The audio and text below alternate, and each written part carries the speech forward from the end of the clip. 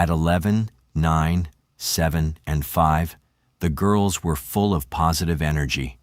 Galen dreamed of a life of endless possibilities for her daughters. I hate you. You're gonna die. I don't want to do this. 7-year-old Kiana Davis, 9-year-old Kiara Phillips, 7-year-old Carrie McDonald, and 5-year-old Keone Welch all died when this 2-story duplex went up in flames in arson. A quiet town in Carroll County, Indiana, known as the Garden Sport of Indiana, was always peaceful. So normally I don't like to do these types of videos, especially when we're talking about kids, but this is a sad situation. You guys really got to hear this story, so please pay attention. Said intentionally. Today we'll uncover the details of this heartbreaking case. Galen Rose had just started a new job with higher pay and was excited. She dreamed of giving her daughters the best life she could. Her girls, Kiana Davis, Kiara Phillips, Carrie McDonald, and Keone Welch, were her world. Some beautiful girls. So she was a single mother raising these 4 beautiful girls, and tragedy has struck. At 11, 9, 7, and 5, the girls were full of positive energy. Galen dreamed of a life of endless possibilities for her daughters, one filled with opportunities she missed. Her childhood was boring, and she didn't want that for her girls. Her father, Tracy Rose, went to prison for drug crimes when she was only 12. So she was trying to create a different life for her children, just like any other parent would. Well, Tracy loved her and his grandchildren so much. He moved to Flora and urged Galen to go with him. She was reluctant at first, but had missed her father so much. After weeks of considering his offer, she followed her father to Flora with the girls. So even though her father had been incarcerated, once he got out, he wanted her and the girls to move closer to him, and this is what happened. She believed Flora was a fresh start for her and her little girls. Galen and the girls lived with her father for 8 months until she secured a spacious apartment. She rented the 2-story duplex for $500 monthly. This was a breath of fresh air for her and the girls. The duplex had a front porch on a tree-lined street. They settled in so fast. The girls often played with each other outside. They were friendly.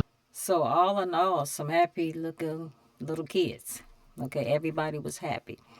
They was happy to be with their mother. Now they got their grandfather. The whole family was happy. Who lived in Flora loved to cheer. In this video, the eldest sister, Kiana, helps her 7-year-old sister, Carrie work on their routine before a competition. They were members of the Lafayette Diamonds cheer team. They had just competed in a cheerleading tournament the Saturday before the fire. And on Sunday, Kiana had a basketball game. Kiana loved basketball and dedicated many hours to it weekly. Tracy predicted she would be a basketball star. So some talented young girls. Like I said, a happy family until this tragedy struck. Like Galen, he went with her to games and cheered from the crowd. Galen was super proud of her girls. She worked long hours in a gas station. She even took extra shifts to make ends meet. She smiled behind the counter and spoke politely to customers. Her girls sometimes called her their coach because she supported them, especially during Tuesday cheer practices. Afternoon of November 21, 2016, Rose and her daughters headed to the grocery store. It was one of those exciting trips because the girls picked out their favorite snacks. When they got home, it was already evening. So they have moved closer to their grandfather. They actually live with their grandfather. And then this young lady eventually ventured out on her own and with her children and got a place of their own. The children were thriving in that community. And let's see what happens. Rose cooked dinner, and after they ate, she sent them off to bed around 10 p.m. The girls echoed good night as they snuggled under their blankets. Rose responded and was grateful for her little family. The exhausted mom of 4 headed to her room. A few minutes later, there was pin-drop silence, with everyone fast asleep. No one could have guessed what would happen next. The Friday before the fire, Tracy prepared to leave town. He visited his granddaughters and asked them to help him pack for the trip. The girls who called him Paw Paw didn't want him to leave. As you can see, they were very close with their grandfather as well. Close with their mother, close with their grandfather. Their grandfather actually went to prison for a little bit. He got out and changed his life around and started to build a relationship with his daughter and grandchildren. They asked him to stay a while with them. It was unusual that they asked him to cancel his trip. But then, he didn't make much out of it. He left anyway. Hours later, he woke up to a call from Galen. She said his granddaughters were dead. How did it happen? Galen was fast asleep when she heard screams from her daughter's bedroom. It was a few minutes past 3 a.m. She woke up and immediately continued from their bedroom upstairs. This is sad. This is really getting sad. She tried to get to them, but the intense heat wouldn't let her. Smoke filled her lungs as the flames pushed her back from the staircase. She couldn't breathe or talk. So she could not get to where the fire was in that particular home. One came in at 3:30 a.m. While they waited, neighbors gathered around the house to help the 4 girls. Meanwhile, their injured mother watched helplessly. Neighbors rushed around the house, desperate to help, but it was too late. The screams grew fainter with each passing moment. Galen was later airlifted to Eskenazi's burn center. She suffered burns over her body. The sheriff's deputy, Drew Yoder, also suffered severe smoke. This is devastating. This is devastating for her to move to this town with her father and something like this happens. Smoke inhalation. When he arrived, he briefly spoke with Galen. Where is it? Stay up. They're upstairs? Look, CC. Look, CC. Hot. Yes. County. Send Cutler Fire as well. Get Cutler Fire in route as well. Where are the kids? Upstairs? So as you can hear, they're looking for those children. They know the children are still in the home.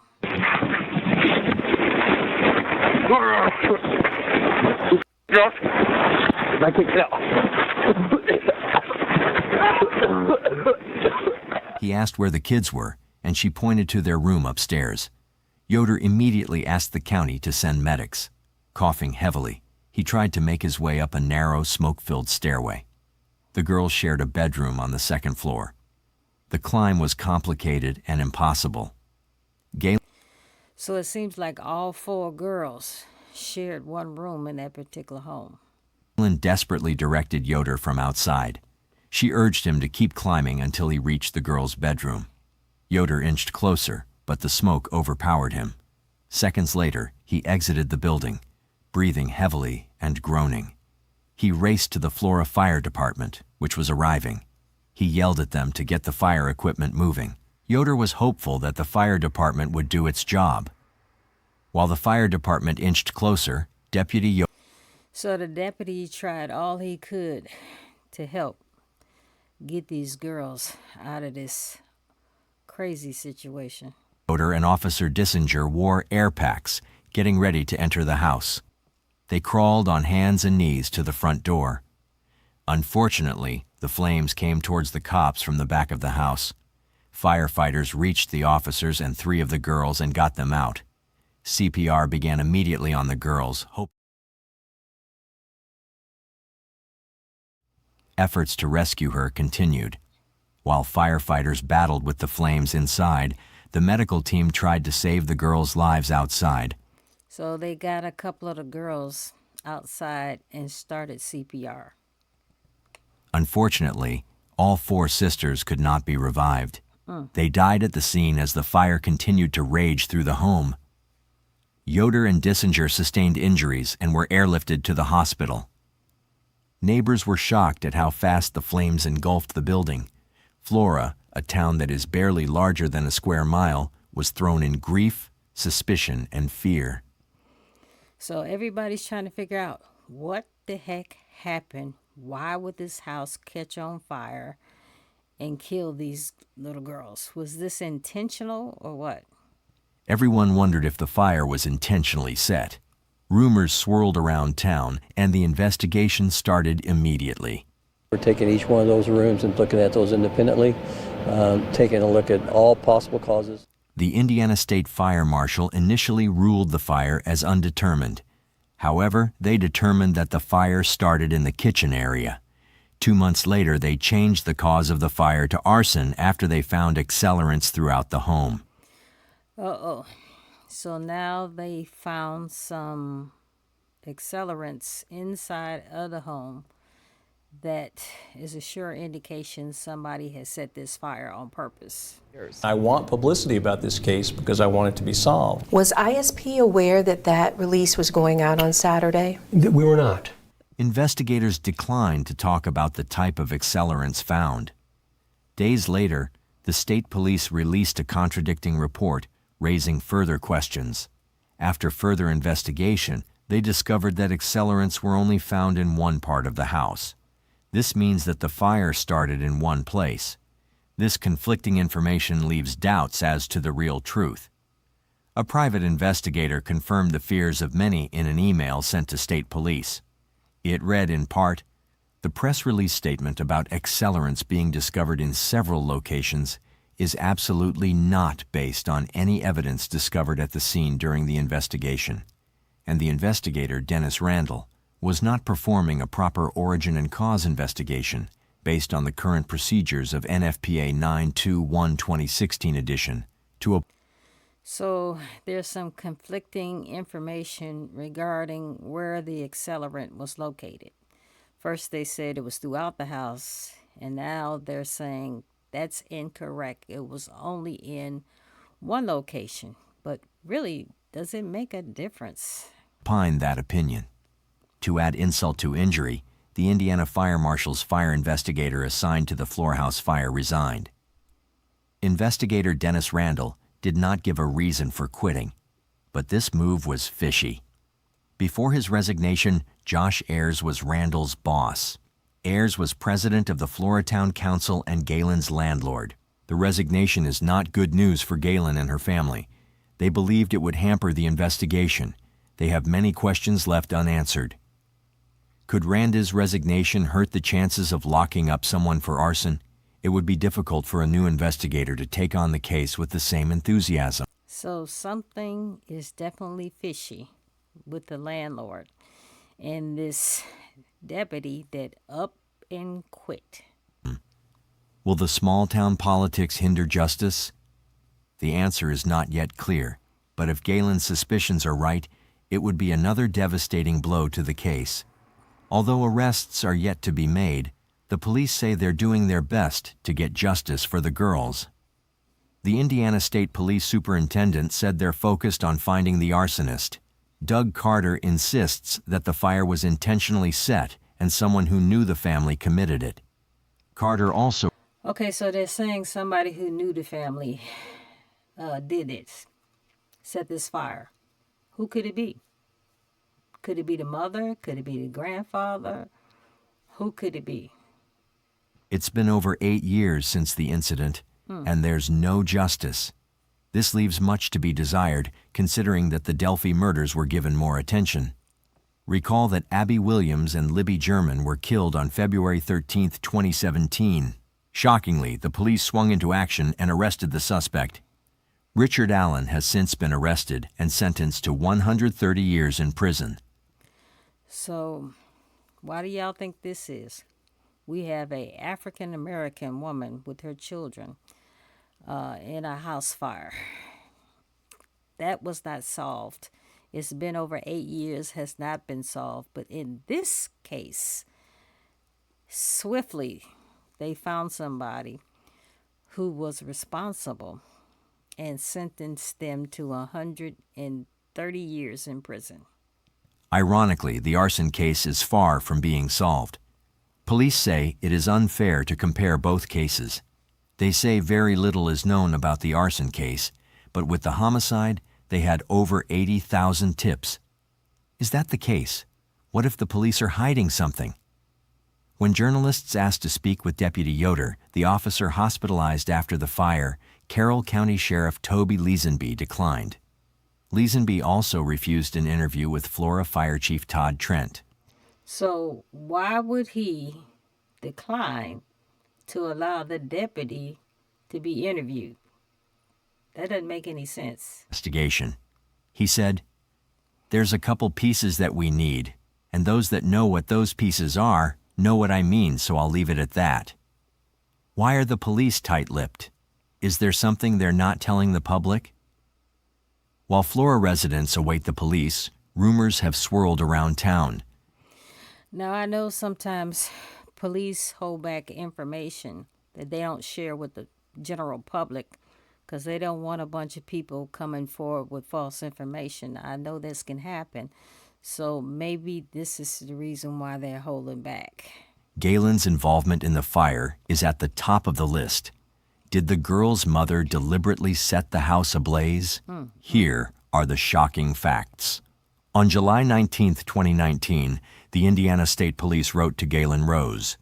The letter expressed their desire to discuss the fire. As if that's not enough, they offered her immunity over her alleged illegal drug activity. It is unclear. Wow, so now they're bringing up some illegal drug activity that the mother was involved in. The letter further asks to speak with her to get more information about whom she commonly associated with. Although this letter was dated 5 years ago, investigators have not named her a suspect. She maintains her innocence. The police later expressed frustration over her lack of availability to speak to investigators. So what would be her motive for killing her children? That'd be the one thing that I would definitely need to know about. She spoke to them 3 weeks after the fire with nothing tangible to advance the case. When journalists tried to clarify the offer for immunity, the Carroll County Prosecutor's Office declined to comment. They would not speak to anyone until after the investigation. Investigators also have another reason to suspect Galen. According to documents submitted as part of the investigation, a policy was written on August 6, 2016, for the house the girls lived in. The policy had liability coverage for $392,882 and took effect on September 15th that year. So now we about to establish a motive. A home appraisal dated September 10th was included in the documents. The home was appraised for $45,000. Policies are sometimes written based on a verbal conversation with the property owner. Subsequently, an insurer may physically look at the property. So the insurance policy was over $300,000, but the house itself was only worth $45,000. Relation continued. Galen added a twist to the case. On August 25, 2022, she filed a federal lawsuit against her landlord, Josh Ayers, his business partner, Troy Helderman, and their company, Birch Tree Holdings. The suit exposed a web of alleged misconduct. It's been nearly 2 years since mother Galen Rose of Flora lost her 4 daughters in a house fire, and now she is suing her former landlord. Named in the case are landlord Josh Ayers, his business partner, and their company, Birch Tree Holdings. Faith Alvarez, Galen. So was the house burned down in order to get the insurance money, and by accident the little girls and the mother were in there? His attorney told the court that Indiana law requires functional smoke detectors to be installed outside each bedroom. The smoke detector was right by their door, right up the stairs, right there. It was one there, nothing on it. There was one in the kitchen. However, when Galen rented the apartment, there weren't any. Earlier, she raised urgent concerns with her landlord about. So maybe the landlord due to the fact there was no smoke detectors, or maybe there weren't any batteries in the smoke detectors. Maybe he was purposely setting the home up to be torched. The faulty electrical outlets and the missing smoke detectors, but he did nothing to fix them. The complaint claims that firefighters found one smoke detector without batteries. The suit says Birch Tree Holdings and 2 landlords were responsible for the lack of working fire detectors. Galen hired Mike Vergon, a former ATF fire investigator, to solve the puzzle. He spent over 15 years as a certified investigator before starting his own company. Vergon visited the house. So the landlord knew that there was faulty wiring inside the house, so I'm not really sure why they are still accusing the mother. Let's check it out. Additional smoke detectors. He paid extra attention to the kitchen connecting the back porch. He then examined the appliances in the kitchen. His findings were clear. It showed that an electric malfunction did not cause the fire. The most vital information in the fire investigation came from a witness. Adam Ayers was a neighbor and one of the first responders on the morning of the fire. So we got a witness, and he also happened to be a first responder. Now, this witness also could have been friends with the landlord since he lived in the neighborhood. He was there minutes before the police arrived. Atras told Vergon that he tried to reach the stairway to the bedroom where the 4 girls slept, but smoke drove him back. But before leaving the house, he saw a 2-inch wide path of flame from the back porch to the kitchen. He described this view in detail. Ayres was the only person who saw the ribbon of fire. He helped Vergon determine it was a set fire. However, Vergon admitted that the goal of the fire was not to hurt the children. So, how did this individual, this neighbor, think that this was a set fire? His attorney confirmed that a settlement was reached. However, the details of this agreement are confidential. Both parties also agreed to pull down the building at 103 East Columbia Street, Flora. They had no objection to demolishing the damaged property. The day after the fire, Flora residents gathered for a prayer vigil at the church across the street from the home. After prayers, dozens of people dropped roses at the site of the fire. Their cheer team members lit candles in purple glitter. Guys, this is really beyond sad. This really beyond sad. Somebody would do this for money. Outside the home in Flora. They also brought stuffed animals, balloons, and posters to honor the sisters. Cheerleading coach Allie Sheets accompanied her students to the vigil. She recalled that the girls never stopped smiling. She couldn't remember a time when they weren't cheerful. All 4 girls were always helpful, joyous, and respectful. Some beautiful young girls. This is very sad. Jen Brobst was at the vigil that night. She was a librarian at Carroll Elementary, where the girls attended school. She still can't believe that they're gone. She described the incident as surreal. Jen's So they were very well loved within that community. So, I mean, it's sad. It's sad how somebody could do this for money. Said the library turned into a counseling center days after they died. Her daughter, Liz Brubst, is a member of the Girl Scouts and Kayana's friend. She says she remembers Kayana for her happy spirit and positive attitude. Flora residents and neighbors also shared in their grief. For instance, Fox, their next-door neighbor, had problems breathing after the fire. Her husband had to call off work, and her brother fell sick.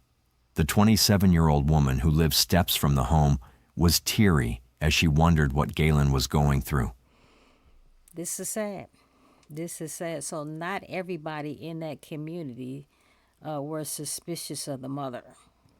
Fox watched as smoke left the house. She heard the girls and their moms scream their lungs out. It was the most devastating thing she had heard.